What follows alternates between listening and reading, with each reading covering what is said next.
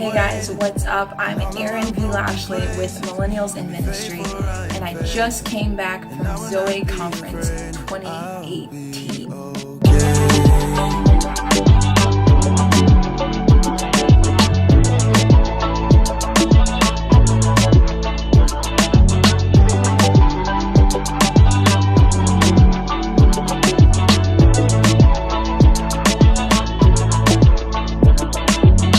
Watching this on YouTube, make sure you check out the description and click on the timestamps for the content you want to hear. But I'm going to give you an overview of my experience from beginning to end.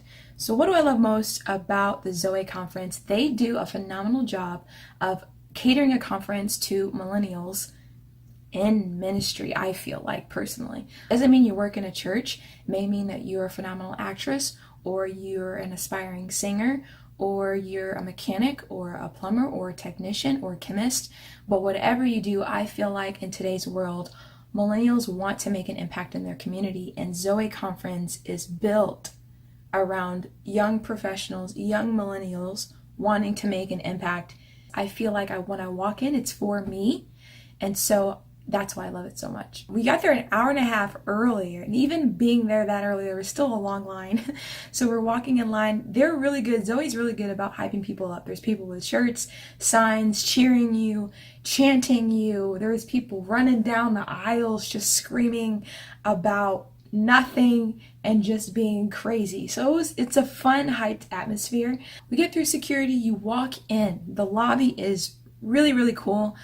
This year, there's a place for leadership school on the side. They have this big yellow display with like ZLC and like some type of letters, which was really cool. That's on your right. On your left is this photo booth. They do a really cool job. It's a simple backdrop for the conference, and they have a ring light, which is amazing, so people can take pictures of their groups and of themselves. Great photo op, and it's super simple. Ring light, backdrop, done, right? Then you keep going, and it's their merch. Okay, what Zoe did that was brilliant beyond brilliant. Listen to me carefully. They released their Be Okay EP, I think it was the week of the conference. Then they're promoting that. So you're hyped because they have a new song. You play the track, and it's not your typical worship song from a church. It's like a Drake album, right? It's like, it's super cool and it's chill, and it's like, it takes you off guard, because honestly, I believe that the church needs more albums like that.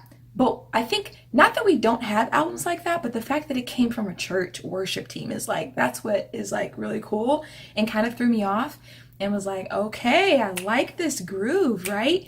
So what was smart is that they released the EP right before the conference, so there's hype about the EP. You get to the conference, and it's everywhere. It's on their merch, it's on their shirts, their hats, they're singing the songs. So we're just like, we're engulfed in this new EP. They wound up interviewing the guy who helped produce it, who also helped produce the Drake album, which is why it sounds kind of similar, hey. But that's brilliant. Like, I just love the brilliance of that thought process. I don't know if it was by accident. I don't know if it was intentional, but either way, it was brilliant. So I admire that about you guys. So the merch. I will tell you though, Zoe, I love the merch display better last year, and I'll tell you why. I liked it last year because you could walk in. It was like I was walking into a store. This year it was like, I loved the like graffiti type wall. I love that there was clothing, and it was like outlined with like tape and like pictures and really cool things, and like the hat was like 3D coming off of the black backdrop or cardboard or whatever that wall was.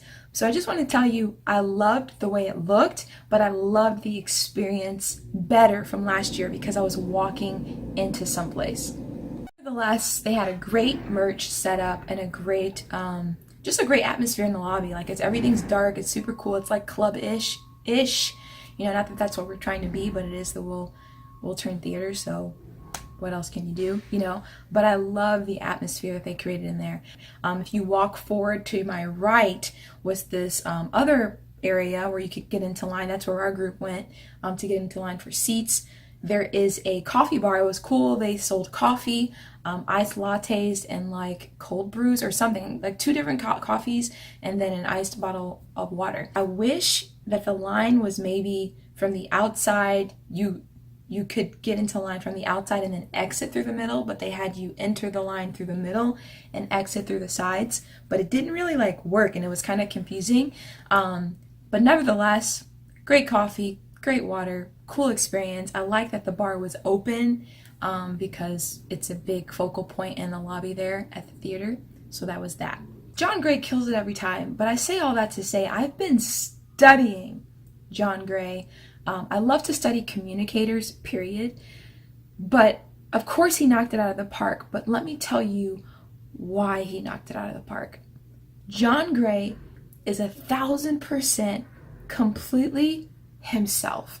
Especially now that he's running a church, he preaches with such authority, with such authenticity, and completely him. Like, yes, they pray in the Spirit. Yes, this whole sermon might be a worship service. Yes, Spirit-filled, Spirit-led. This is completely him. And that's what I love most about him, because he encourages me to be 100% myself, whatever that is. He doesn't care. Yes, he's big. Yes, he's funny. Yes, he sweats a lot. So what? He is going to give it his all and say what he believes the Lord is telling him. The theme of the conference is, I believe, therefore I speak. And John Gray's sermon title was, You Can Say That Again. I want you to check out this clip now. Pan. Pan is a Greek god of sensuality, lust, and sexual expression without any type of restraint. And so Pan, they would say, would come out of this cave and he would bless the crops of the people. And what they would do at the mouth of that cave is they would do every form of sexual expression with one another and with animals. Wow. I'm saying that because I need you to understand that when Jesus was speaking, he asked his disciples on the top of that place where pagan worship was running rampant, who do men say that I am? What he wanted to know is, do you know who I am in a compromising place? Will you still represent me if everybody else is doing something else? Who am I to you? And then he said these words. Peter said, "In the Christ, the Son of the living God." He said, "Flesh and blood hath revealed this to you, Simon, and now I say you are Peter, Petros, stone off of a bigger stone, and upon this rock." He was talking about that mountain. He was standing on top of the place. Watch this. Many people in the Greeks thought that that cave was the actual door to hell. So watch when Jesus says, "Upon this rock I build my church, and the gates of hell will not prevail against it." He was standing on what the devil thought he owned, and he said, "I'm going to take it from here." What he was saying is, it doesn't matter how dirty you are, how much mess you've been in, I'm going to build my church right there. Get glory out of my broken place. Get glory out of my hurting place. Get glory out of my past. Get glory out of my pain. And upon this rock, build your church. It doesn't matter what you've been through. Doesn't matter how bad it's been. God will build his church on top of your pain. And you can say that. Favorite quotes from John Gray's message: God writes my story backwards and then allows me to live it forward. You can't uncall me because God is the one who gives me the calling. Obedience to God brings the audience. You can say that again. Jesus wasn't buried, he was planted. I love that, because when we feel like we're dying, or we're dying to ourselves, or our dreams have been dead, or somebody hurt us, or redirected our lives and careers, shifted us around, or we've been sifted by people, backstabbed, or whatever, God, Jesus, dying, he wasn't buried, he was planted. John Gray, if you're watching this, you're so dang funny, and you're so yourself, and I love your wife. I love how much you honor your wife, Pastor Aventer Gray. Like, I've noticed that you're very intentional with how much you talk about her, how much you honor her publicly. Even Chad VEACH did that with his wife. several times.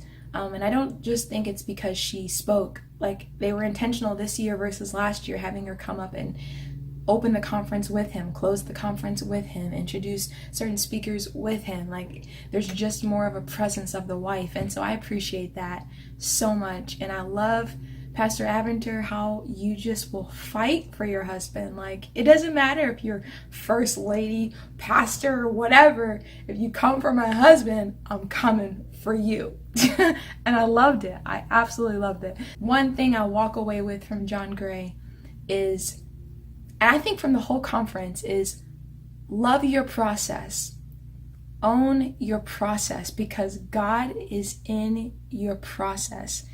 Just like Daniel, when he prayed to God and asked him to come and deliver his people, the angel came the moment he prayed, but it was delayed because of the enemy that was keeping the angel from delivering the prayer request.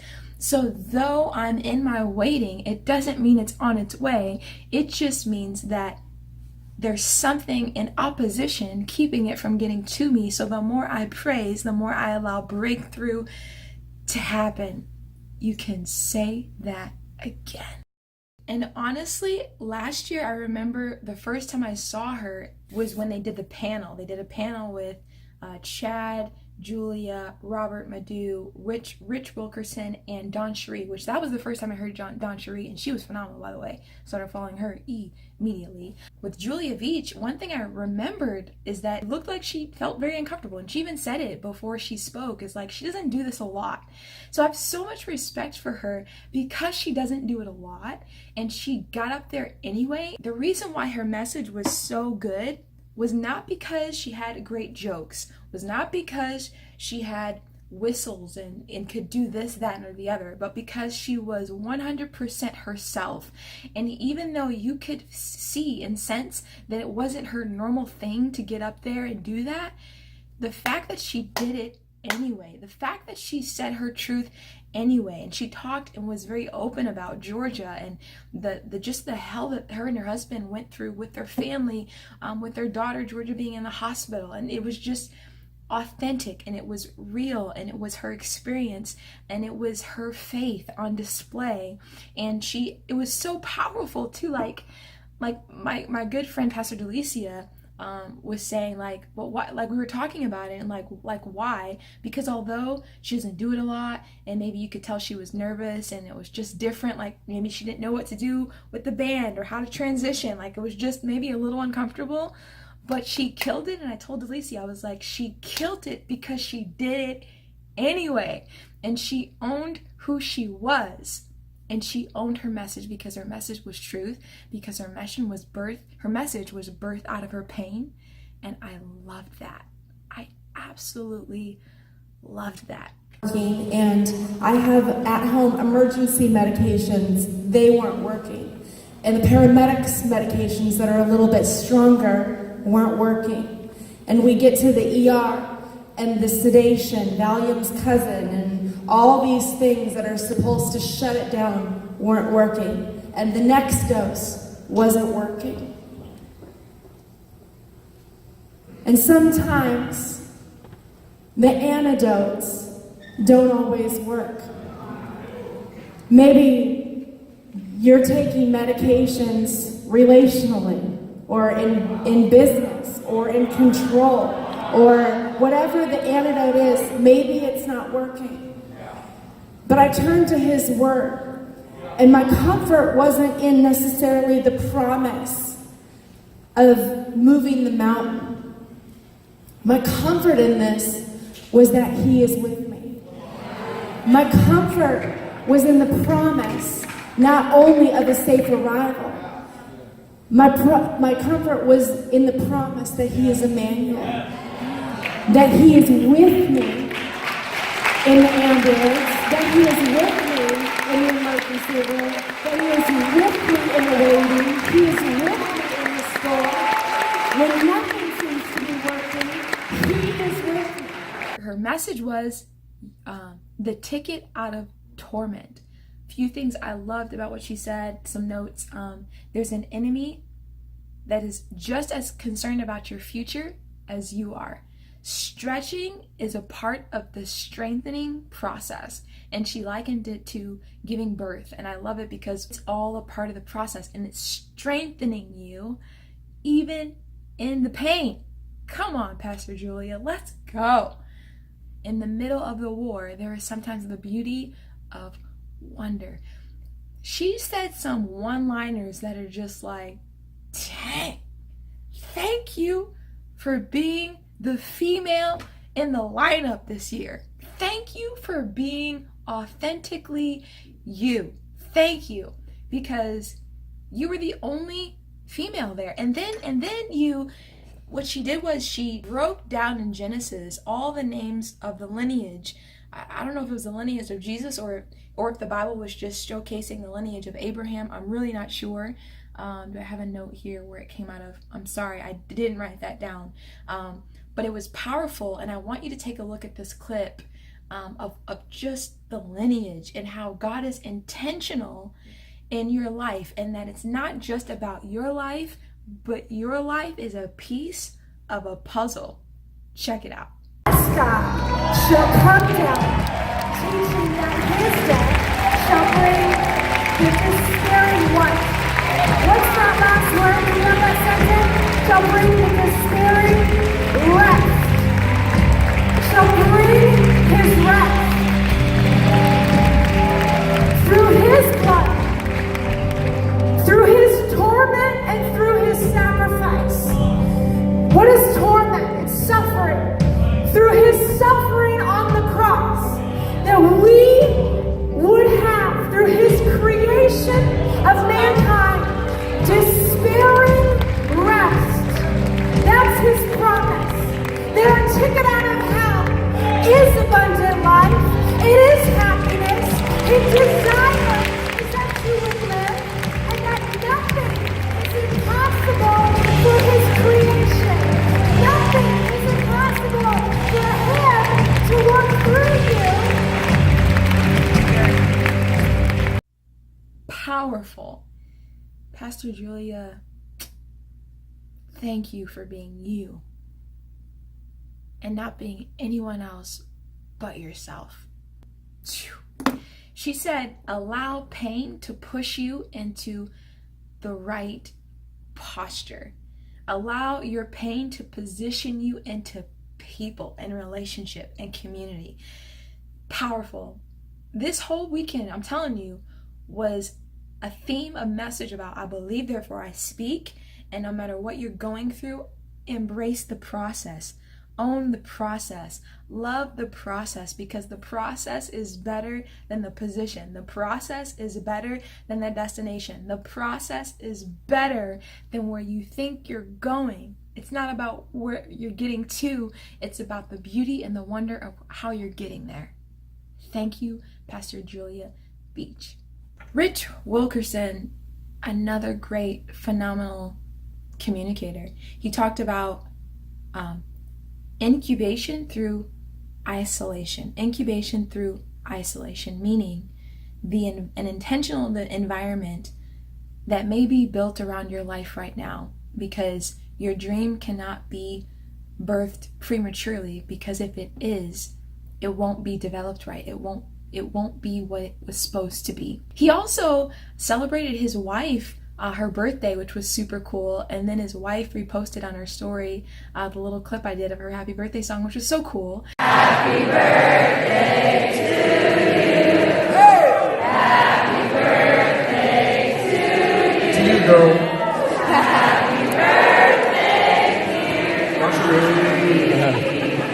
It's just cool to like do stuff and like engage with people that you just admire, and then when they give you a little shout out here, it just means the world, right? Like, it just is so cool. So I love that. He also talked about in the beginning of his message the story of how Wyatt Wilkerson, Wyatt the Brave. I'm like, is the Brave his middle name, or am I just hearing that? I can't remember. I don't know if Wyatt means brave or whatever, but 8 years of infertility, and God blessed them with their son. He brought him out for the first little half of his message, not half, but like first quarter. He talked about that testimony. One thing I love about Rich is that you'll notice when he communicates, he does this thing, and then he'll do like a crossover with his feet, and then he'll come over here. He keeps his mic real low, and then when he's about to go in, he brings it up real high, and his energy and his passion and the mic, and it just solidifies the moment that he's in, the power of the moment that he's in. The process is there's this moment that it goes into this thing called the dark room. And it's in the dark room that the picture is developed. Now listen, the film doesn't stay in the dark room. It goes through the dark room. Yea, though I walk through the valley of the shadow of death. You're not called to the valley, you're called to walk through the valley. This is not my permanent destination. I'm walking through this thing so I come out strong. Yeah. Come on, somebody give God a shout of praise in this house. You're coming through it. The season is developing something in me. I wish I could bring you back to 17 years of age, Adelaide, Australia, Rich Wilkerson Jr. getting rocked by God on the second row at a conference, and all of a sudden I got this vision for my life. It was huge, it was big. So much of what I'm doing now, I can draw it all the way back to 17 years of age and the picture that God showed me. Wow. Yet the minute I got back to Miami, it was like test of isolation. God started cutting stuff off out of my life. Started saying, you can't go there, you can't be with them. It's not that the people were bad, it's not that the places were bad, it's just that God was saying, no, I need you to get alone so I can begin to do stuff inside of you. I need you to go through a season of isolation so I can develop you. God had to detach me in order to develop you. It's not like he's performing, but I noticed that he does that, and even Carl Lentz does it too. Like they keep the microphone real low, like down here, and then when they're making a point, they bring it up. Come on, somebody. Come on, somebody. Tell me if you love Jesus, right? Any of you guys have been watching them for a while, you get what I'm saying.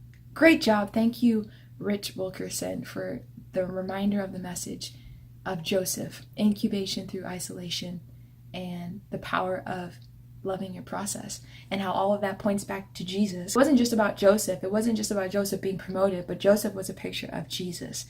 Jesus. That's what it's all about. And like Joseph, Jesus, he too walked through a test of isolation. For he found himself alone in the garden, praying all by himself, Father, if it's possible, let this cup pass through me. But Father, not my will, but your will be done. I want your will over my will. I want your wants over my wants. And then Jesus Christ, like Joseph, he went into the greatest test of isolation as he was hung on a tree. They stretched him wide and they hung him high. And there in that moment, the greatest test of isolation took place as the Father in heaven turned his back on Jesus. And Jesus, from that tree, dying for you, dying for me, he declared, Father, why have you forsaken me?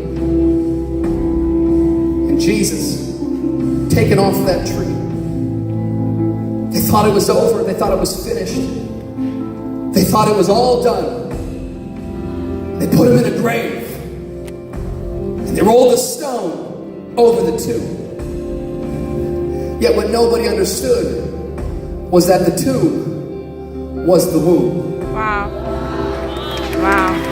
That Jesus, like a seed, was planted into the ground. And yes, he had to go and be alone for a moment. But our God, he journeyed to the bellies of the earth. Some of my notes from Rich's message: if what God has spoken to you happens before its due date, it will be born premature. The womb is a natural incubator to develop slowly without outward developmental signs. So when you feel like nothing's happening, it might just be because you're in an incubator. Number one was isolation is not a permanent destination. It is simply a season. He said some of you have never been alone enough to know that our God is a comforter. I love that because it speaks to what Christianity is all about, which is knowing Christ our Savior.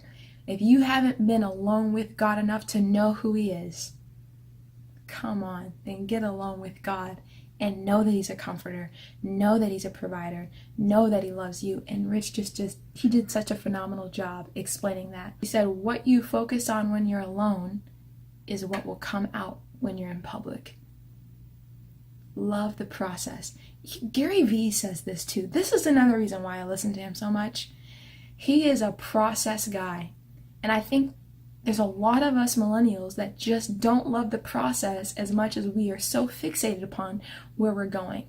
Yes, do I want an audience? Yes, do I want to influence a large amount of people? Absolutely. But do I love the dirt of the process of, I'm only speaking to 5 people today, or I only have 20 followers on Instagram right now, or I got a chance to one-on-one have some coffee with a friend and just encourage them? Do you love the unseen process more than you love the destination of where God might be leading you to? And if the answer is yes, you're unstoppable.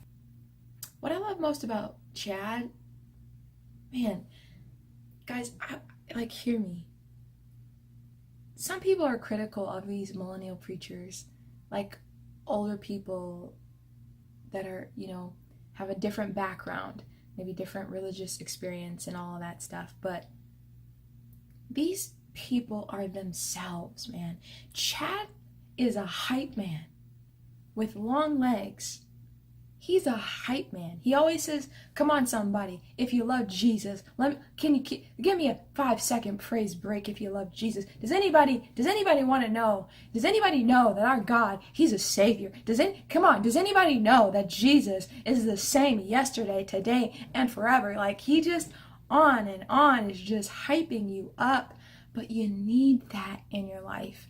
You need someone that will hype you out of your depression, hype you out of your anxiety, hype you out of where you're at to where you're going. And Chad is a mover because he's a hype man. And he was talking about the power of our words. Sometimes we're just around the wrong people and we need to get hype. Leah was ugly.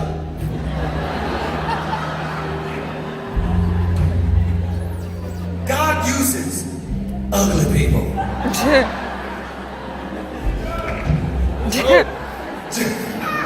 Joseph was abused. Moses had a stuttering problem. Gideon was afraid. Samson had long hair, was a womanizer. Rahab was a prostitute. Jeremiah and Timothy were too young. David was an adulterer and a murderer. Elijah was suicidal. Isaiah preached naked.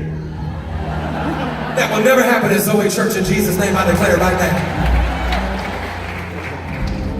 Jonah ran from God. Naomi was a widow. Job went bankrupt. John the Baptist ate bugs, and Peter denied Christ. Anybody thankful today? Although you might have an excuse, you're still a candidate to be used by God. It doesn't matter what you've gone through. It doesn't matter what you've touched. It doesn't matter what you smoke. It doesn't matter your past. It doesn't matter your excuse. God will use that excuse. And they'll say, you know what? It's even greater. I'll give the glory. Because everybody will look at you and say, I know you. I know what you've gone through. Only God can do something great through somebody like you. God can. We need to say new things. So thank you, Chad VEACH. Lastly, Jentezen Franklin. He talked about living in acres of diamonds. Living in acres of diamonds. He shared the story of a man who had a dream to find diamonds to take care of his family. Wound up killing himself because he didn't find it. And he sold everything he had and gave his life away because he felt like a failure. Same guy, another guy, bought his acre, the acres that he left to go find diamonds. Another guy buys his land and starts plowing and digging.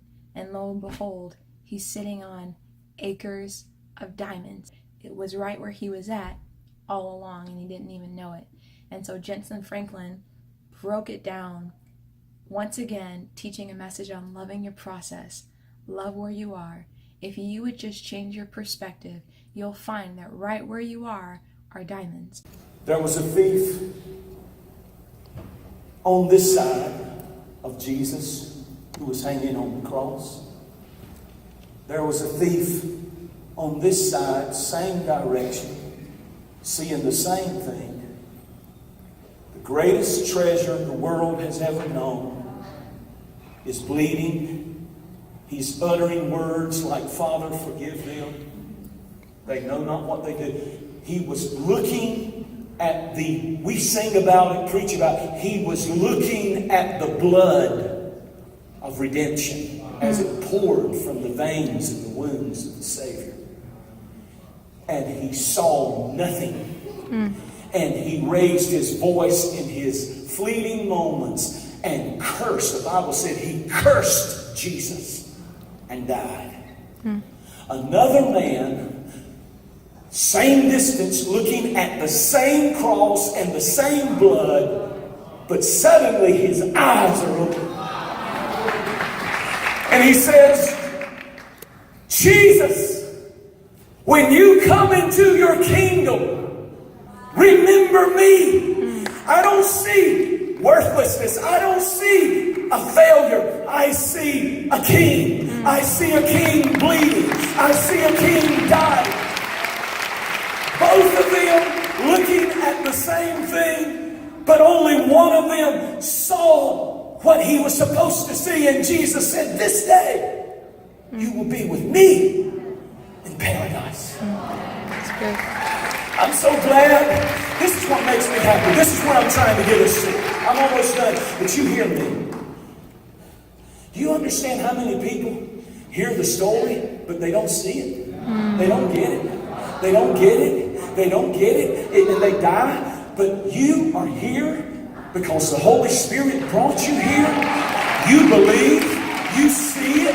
Therefore you speak. He's my Savior. He's my Lord. And somehow you want me to be quiet about it. I have found acres of diamonds. Yes. He's my healer. He's my provider. He's my deliverer. But most of all, he is my Savior and my soon-coming King. Yeah. I found acres of diamonds. Everybody clap your hands. One thing I learned is you got to learn to filter what you hear through where you are. Not everything that someone says will work exactly where you are in this season. Example, I might be on my way to California from New York. If someone in Illinois tells me, well, man, I made a right on 173rd Street at 3 p.m. on Tuesday, and that really worked for me. Like, you gotta make a right on 173rd Street at 2 p.m. and it worked for me, and it helped me get to California. Well, because I'm in New York, that's not gonna really work for me. Although, as I get closer to my destination, a lot of our things will be similar, but right where I am, it may not work yet. It may not be the best thing for me to do right now, because if I try to look for 173rd Street, I'm not going to find it because I'm nowhere near where you are. And so I hope that that's encouraging, because even with the people that went with my young adult group, some of them are making huge life choices, and then they heard Jentezen Franklin's message, there's diamonds right where you are. That doesn't mean you didn't hear God if he was telling you to move on, or to go to this country, or to do that, or take that job, or don't take that one. It doesn't mean you didn't hear God with everything how you've been living before him to honor him up until this point. It just means you have to filter what you hear through where God has you in the season that he has you. I have to do that for myself. Every piece of godly advice that anyone gives me, I'm going to take it, but I'm also going to take it with a grain of salt, knowing that God, you know right where I'm at. And God, the best prayer I can pray to you is, what do you want me to do next? Because you don't want to cancel everything that God's brought you through up until this point. And you don't want to doubt your ability to hear God for yourself, and to read his word for yourself, and to get a sense for what you feel like he's telling you to do right now. So I just want to encourage you with that, mainly for my friends that also went, that maybe are a little confused as to what to do with life. Well, if there's acres of diamonds where I am, well, then maybe I shouldn't take that job. It doesn't mean that necessarily. It just means that there's always a way to shift your perspective with where you are. And I loved his message, because in being single, in my job, in the job I will have, in the state I live in the church I currently go to, there's always a way you can change your perspective to realize that there's beauty, there's wonder, there's value, there's diamonds where I am presently. And I don't have to leave where I am to find value in what I have.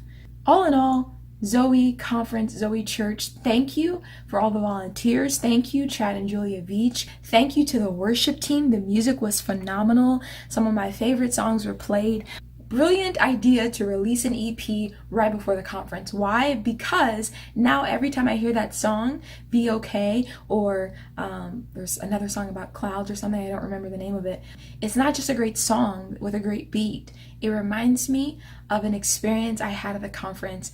Every time I hear the song, I'm going to think of the word that God planted in my heart, that the Holy Spirit shared with me in that season, in that time, and who I was with. And I was with my buddies, my squad, my young adult group from Impact Church. You know, like, it's all tied to a memory and an experience that no one can take from me. If you haven't gone, I highly suggest you go. It's phenomenal. Tickets are on sale. They're having the conference in July next year, and man, I really want to go for sure. So I hope to see you guys there. Thank you, Zoe Church, for the experience and for the sacrifice and the time and the planning and the preparation and all the behind the scenes stuff that people don't see. But just know that I see. And it means a lot to me, and it's meant a lot to my young adult group, my community that I'm a part of, my church, my friends, my family, and I'm thankful. That's my experience. Zoe Conference 2018.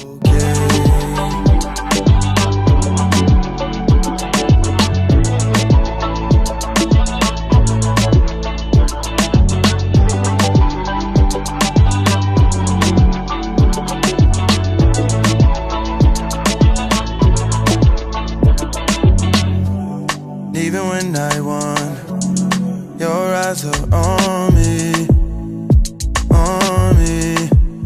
yeah, yeah. And you're never far.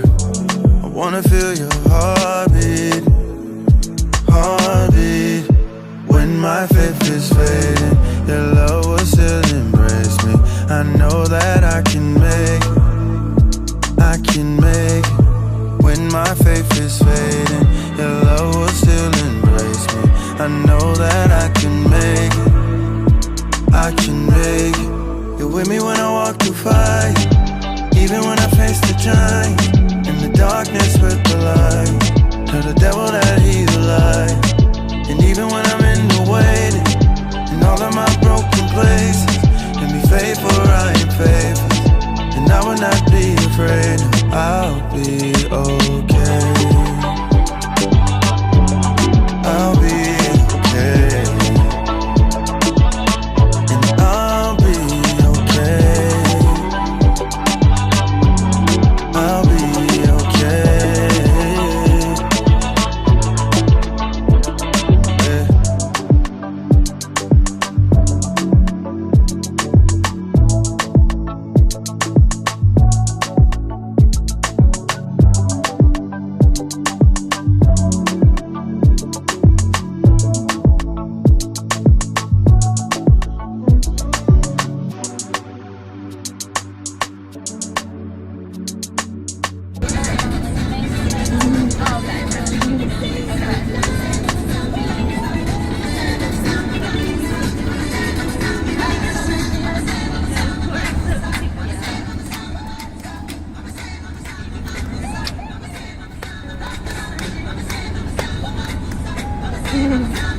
You used to dance, didn't you? I did.